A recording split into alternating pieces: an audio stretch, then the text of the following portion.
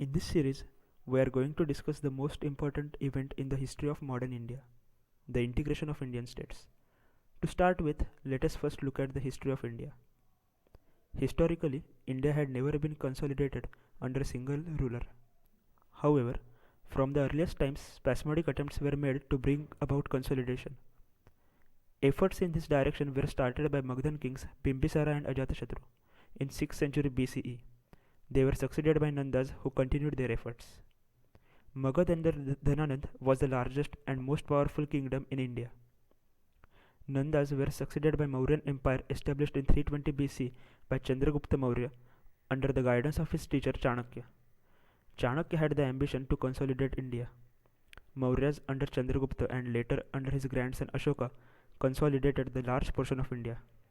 Chandragupta was only 20 years old when he conquered the Nanda Empire.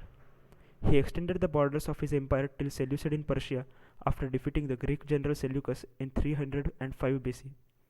He later extended borders southward in Deccan Plateau. Ashoka extended into Kalinga after the Kalinga War in 265 BC and established superiority over southern kingdoms. As you can see in the map, Ashoka ruled almost entire India and had his boundaries expanded till Persia. However, this empire lasted only for 100 years, and again the country was disintegrated among small states. In 200 AD, Gupta Empire was established. Chandragupta I and Samudragupta consolidated most of the part in North India and some part of South India. Era of Gupta Empire is known as the Golden Age of India, as India prospered in various areas like arts, science, etc. during this period. Thousand years after Guptas, Mughals established their rule in North India under Babur. Akbar extended empire to most of the parts in North India and also started expansion in South India. Mughals ruled large portion of the country under their last powerful emperor Aurangzeb. However, after his 27-year war with Marathas, Mughal empire became weak and Maratha power rose in India. Maratha rule, which was established by Shivaji in midst of 17th century, became the leading power in India after 1700 AD. They expanded their empire towards both north and south. They were de facto rulers of Delhi. However, after the Third War of Panipat in 1761 against Ahmad Shah Abdali, Marathas lost most of their power. This set the grounds for British rule as there was no major power in India to oppose them. Most of these empires were created as a part of territorial conquest and were not lasted for long. The main reason for this was that the empires were held together entirely by the might of the emperor, and when the mighty emperor came to end, empires fell apart. British corrected this mistake by ruling some regions directly and controlling other regions by treaties. They did let kings enjoy some of their rights internal to the state while controlling their foreign policies, trade, military forces, etc. After defeating Marathas, British Empire became the major power in India and they ruled India for nearly 1.5 century. Let us look at some of the attempts made by British to create Union of Indian States. In 1927, British started considering the creation of a Union of British India and independent princely states. Accordingly, in March 1927, they announced their decision to appoint a statutory commission to inquire into the working of Government of India Act of 1919 and to make recommendations regarding further constitutional advance. The personnel of the commission under the chairmanship of Sir John Simon and its term of reference were announced in November 1927.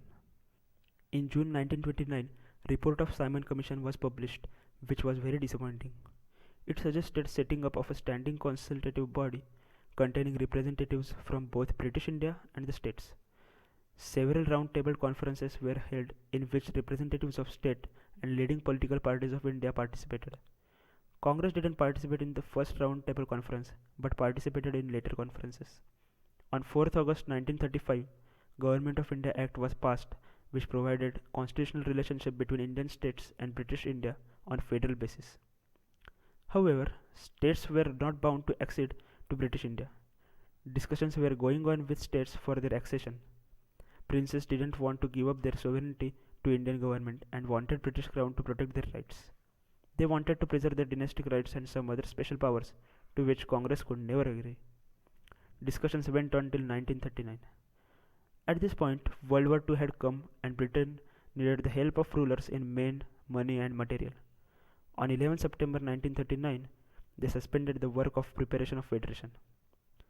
Finally, in 1947, when Britain declared independence to India, along with the partition of Pakistan, they declared that all states are free to decide whether to join India, Pakistan, or remain free after independence.